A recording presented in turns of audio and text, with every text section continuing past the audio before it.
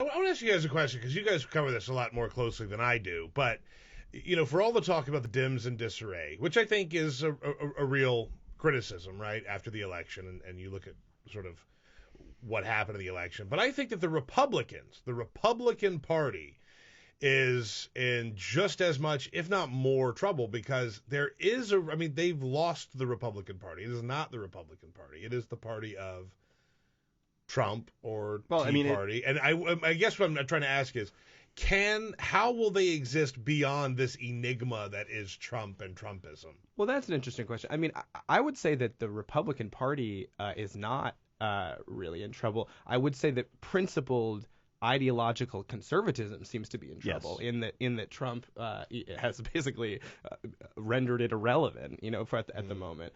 So and to your point, I mean, how the coalition latches on to someone else, whether it's 8 years from now, 4 years from now, or even sooner, it remains to be seen. One thing I was struck by is even some folks who in the past have been never Trump or Trump skeptical, people like Dana Lash, who is a conservative commentator turned spokeswoman for the NRA, gave a speech yesterday where she basically, sort of teased conservatives who are still harboring skepticism or resentment about Trump. She said, we all need to get together. And she, like several other speakers yesterday, laid out the ways in which she thinks even doctrinaire traditional conservatives should be pleased with the first month of the Trump administration. Yeah. So the nomination of Neil Gorsuch to the Supreme Court, the rollback of Obama administration initiatives, and advancing of small government conservative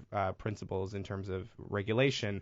Mike Pence gave what I thought was a really strong crowd pleasing speech last night, just thundering against Obamacare and promising repeal. So it just seems like there may be a resistance against Trump on the left, the resistance against Trump on the right not doing so hot. Well, so to talk about the principal conservatives and where conservatism goes, right?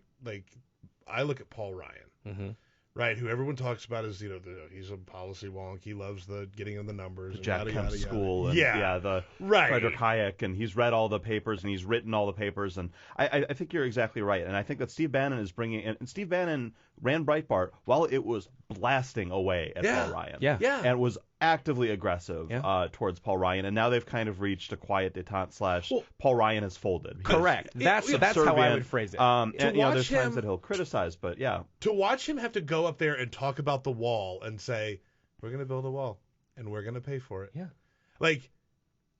It just completely neutered Paul Ryan, that he has to go out there and carry that, knowing that that is so not what his people want him to say. Well. And sometimes his press conferences start looking like hostage videos. Yeah, they do. Yes. I mean, they do. Gets, he's a smart, power, guy with powerful ideas in his mind.